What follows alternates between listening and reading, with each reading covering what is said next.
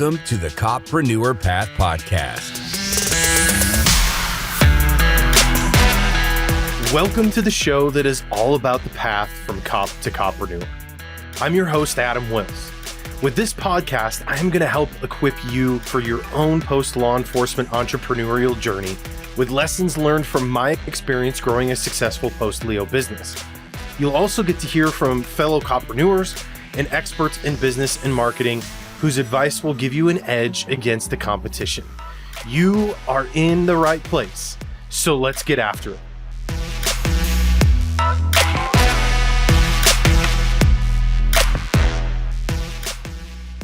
Welcome back to the Coppreneur Path Podcast. I'm your host, Adam Wills, and today I want to talk to you guys a little bit about packaging up and productizing your intellectual knowledge. Now, you might be asking, what do I mean by that? Well, many of you have started or are growing businesses that have to do with your knowledge, your skill, your ability, and other things that you've gained during your law enforcement careers. So many of you have started instructor businesses, training businesses, that sort of thing. And either way, you are using those skills and that knowledge in your business. That is ultimately what you are selling. But the problem is most of you are likely on the hamster wheel of exchanging your time for money. And that is a fruitless endeavor that eventually is going to lead to your burnout. And so what I want to talk to you guys about today is how do we take our intellectual property, our knowledge, and how do we productize that? How do we take it from something that requires us to be somewhere or do something in person to provide a service and instead be able to sell that in a way, put it out there into the world in a way that doesn't require your time and energy, that allows you to live a life of freedom and enjoyment and get off of that hamster wheel. So the very first thing we've got to understand, guys, is that we need to change our mindset. So if you have the mindset that what you are in the business of is trading your time for money, I want to get you away from that today. Okay.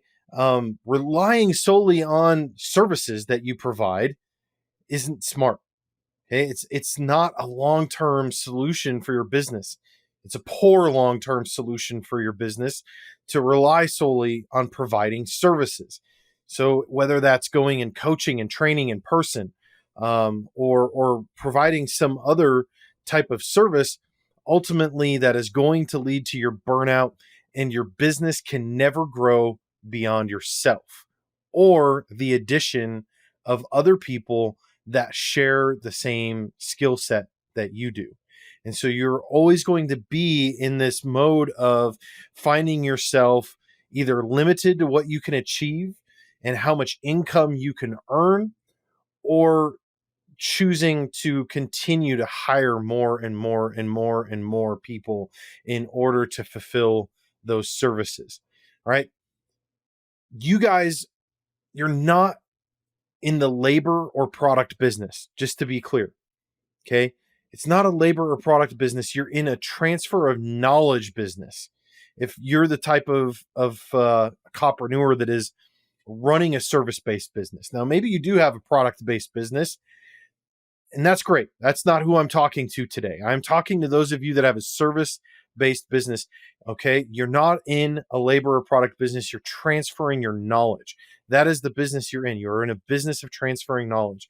And you have to attract business by being known as the expert in your space. That's the only way to be able to properly run a service-based business and productize that intellectual knowledge, is to be known as the expert in your space. Well, how do you become that expert or authority? Well, there's a number of different ways, but I want to tell you guys what I see working, not only for myself, but for clients of mine and just other people in general. These are proven things that work to generate that level of authority and perception of being an expert in your space. So you need to focus on giving away your knowledge is where that really starts. Focus on giving away knowledge through content marketing, essentially. So things like blogging, writing a blog and giving away the knowledge that you have. Um, Putting out an email newsletter to people with information. I hate the word newsletter because of all the ugly things that drums up for me, like spam and stuff like that. But that's not what I'm talking about. What I'm talking about is having an email list of people that are interested in your content, interested in what you have to share and your knowledge, and continuing to provide content through that email list that continues to demonstrate that authority. Social media, you can demonstrate your authority on social media through, again, value-based posting, giving away knowledge and information that you have, sharing your ideas, sharing your thoughts on how things ought to be executed. You can use a podcast like what I'm doing here. A podcast is an amazing way to generate authority in a particular space. Somebody told me, and I didn't believe it until I started my own podcast, but there are listeners, there are podcast listeners for literally every niche and topic that you can think of. If there's a topic to talk about, you can get at least one other person on the phone or across the table from you for a cup of coffee to talk about, you can make a podcast out of it and people will tune in and listen. So podcasting is a great way. YouTube videos. YouTube is phenomenal because YouTube is the world's second largest search engine. So if you have topics and ideas and concepts to put out there to share your knowledge that are the types of things that people are searching for on Google, then YouTube is phenomenal because you're going to reach people with those videos. You're going to be able to share that impact. Another reason I really like YouTube is because it's more personal than blogging or writing an email newsletter or doing social media or even a podcast, because people can see you. There's something innately, built into us as humans, where when we can actually visualize another human being on the other side of something and see their eyes, especially through video, then it creates a more personal connection and it creates a higher level of trust. And so YouTube is a phenomenal method. You could also create a community. So think about creating a community around your business. So if you, let's say, are a defensive tactics instructor, and you are traveling around the country and you are teaching defensive tactics, maybe even more specifically, I'll say you are certifying other instructors on the defensive tactics methodology that you teach. That is an especially good example for a community. You can consider starting a private community where people have to, maybe you give away access to that community as part of your renewal dues each year and the initial certification, that they get access to this community. And what do they do inside that community? They get the opportunity to share with each other, with other instructors, and with you as the certifying instructor, challenges that they're having. What are they facing as they have now taken the skills that you've trained them on, gone back to their agency to teach others? And, maybe they're working on their skills as an instructor. Maybe they're not, this is their first instructorship and they're learning, they're learning the ropes of how to teach people and how to motivate cops, because that's a hard thing to do. We all know that if you're instructors, right? So give them a space where they can communicate and collaborate with each other and gain that extra level of attention from you, your team, other instructors, to help them grow. That continues to give you the opportunity to demonstrate further authority. All right. Well, here's what it comes down to, guys. You really have to hone in on your USP, your unique selling proposition. And you need to communicate it clearly into a space that has the problem that you can solve. Your unique selling proposition is really important, especially when there is a crowded space. Okay. And what I mean by that is, like, there are a ton of firearms instructors out there, right? There might even be a lot of different firearms instructors in your area if that's what your business is. Your unique selling proposition is how you stand out from the crowd. Okay. It is your knowledge about the topic that may be far and above your competition, if you will, anyone else that is offering the same services as you. Maybe how you do it differently. What is your execution? What is a particular way of doing something, and training a skill, or teaching something, or fulfilling a service that you do it in a different way. You have a different process, your secret sauce, if you will. Okay. That's not only your unique selling proposition, but that is, in fact, your IP, your intellectual property. That is how you stand out from the crowd. Think of it this way, guys. You've probably, especially if you're starting your business, maybe you're doing some cold outreach. Now, if you're not well versed in what that means, what that terminology is, cold outreach generally just means that you are reaching out to people. You're reaching out to your potential customers cold, meaning they don't know about you. They don't know about your offer. They don't know about what you have to give, what your business is. And you are reaching out to them and saying, oh, here's my offer. Here's what I do. And can I come and teach it? Can I come and do it? Can I come fulfill this particular service? That's cold outreach. Cold outreach, guys, is anti-authority. There's no authority built in cold outreach.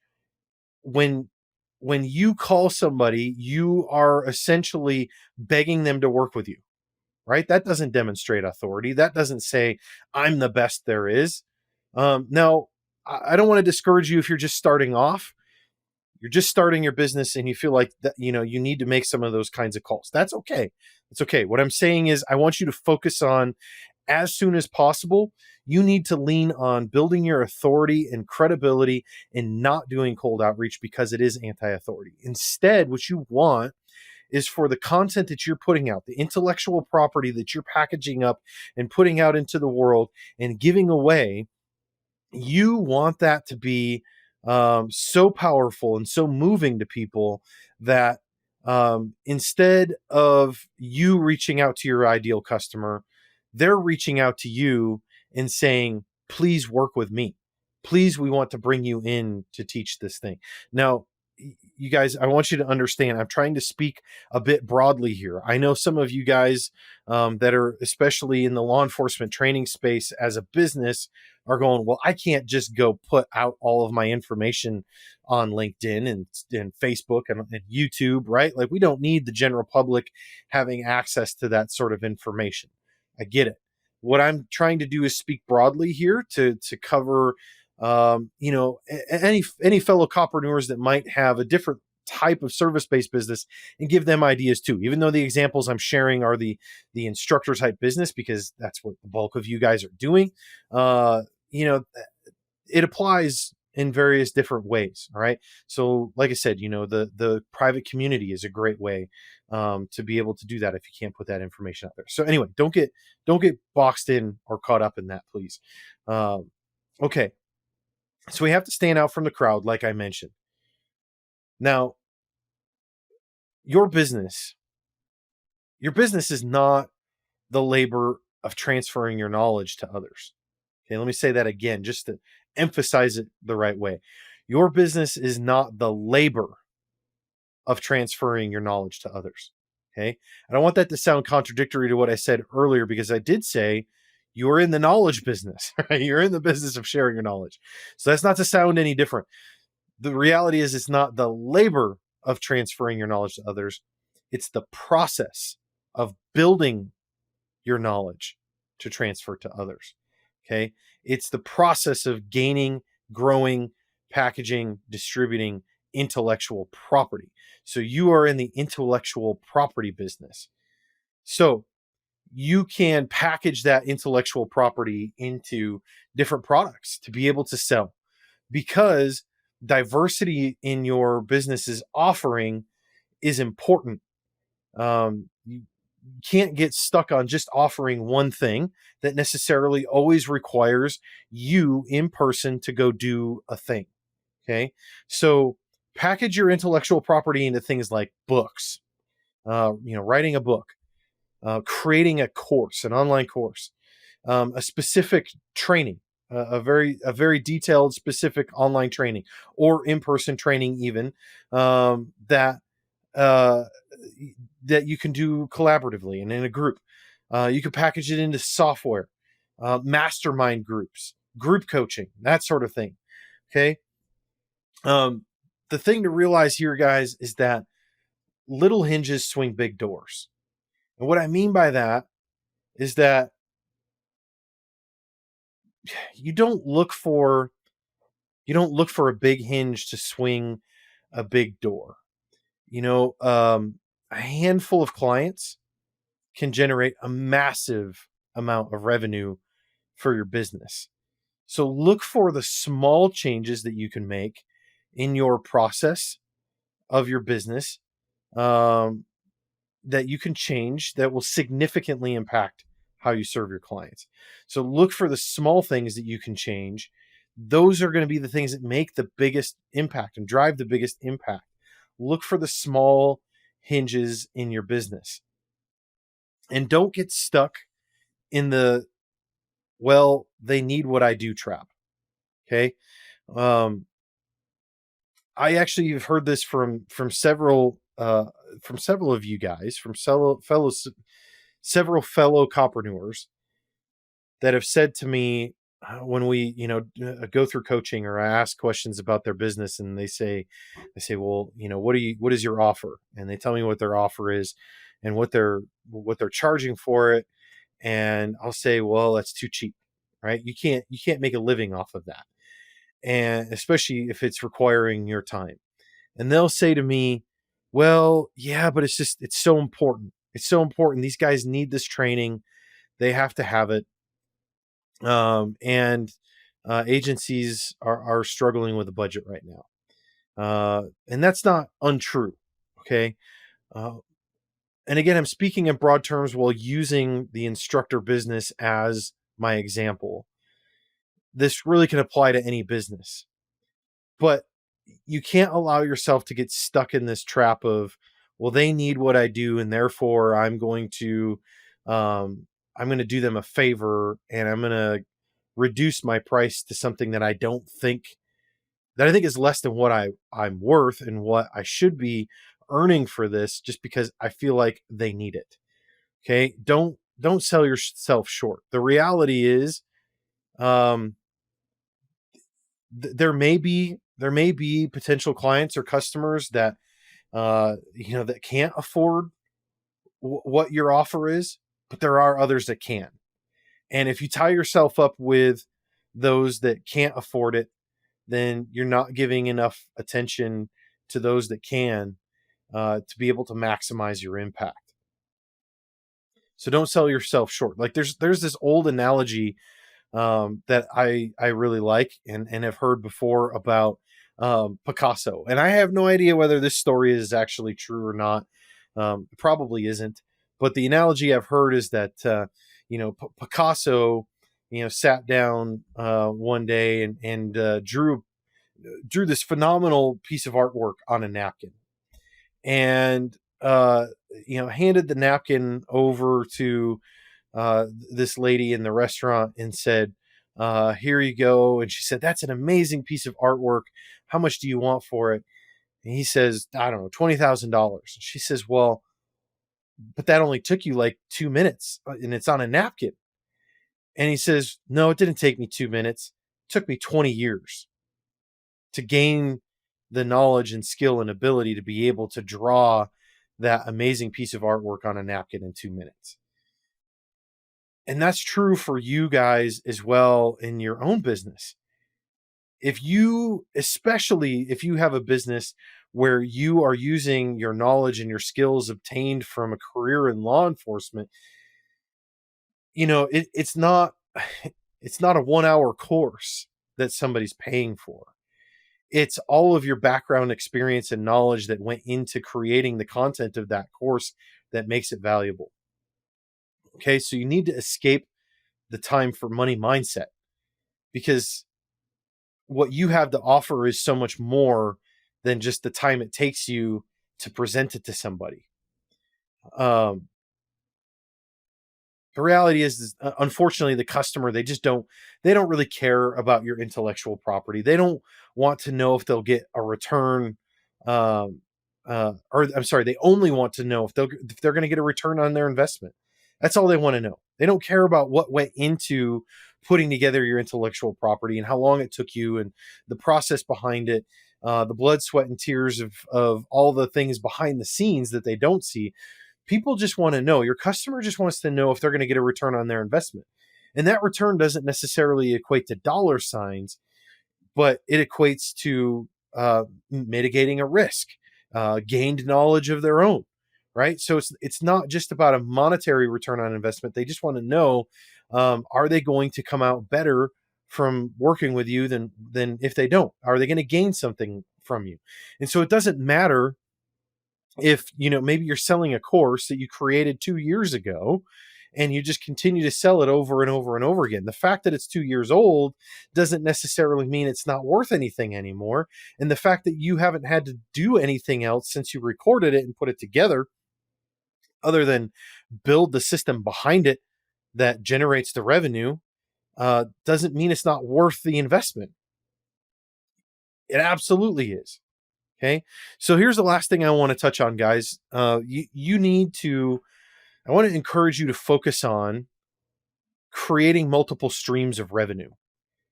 So this is especially important for you when you are in a service-based business, because again, I'm not telling you not to do services and not to fulfill services. What I'm saying is you need to productize your intellectual property in a way that it supplements your service-based business and gets you off of the hamster wheel of feeling like you're going to drive yourself to burnout. Okay. So multiple revenue streams can mean many different things. But you need to find opportunities for recurring revenue. So like I said earlier, a community, building a community is a great way. Creating online courses. Online courses are a great means of recurring revenue. And it packages up that intellectual property and puts it out to the world in a way that it doesn't necessarily always require your time and energy. So be thinking about, guys, how you can create multiple streams of revenue for your business and productize your intellectual property. All right. I hope this episode was helpful for you, especially if you're in a service-based business, and how you can get off of that hamster wheel and enjoy your business, grow your business, generate lots of income and wealth for yourself without burning yourself out. That's it for today's episode. Thanks for sticking around, and I will catch you on the next episode of the Copreneur Path Podcast.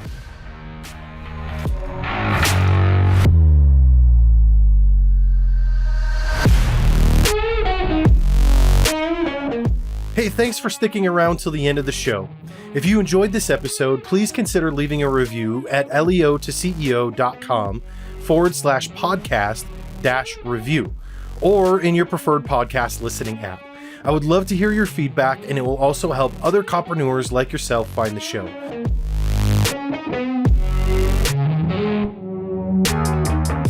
Be sure to check out the show notes for this episode. Just go to leotoceo.com, click on podcast, and search this episode number, and you'll find all the links, descriptions, and resources we talked about.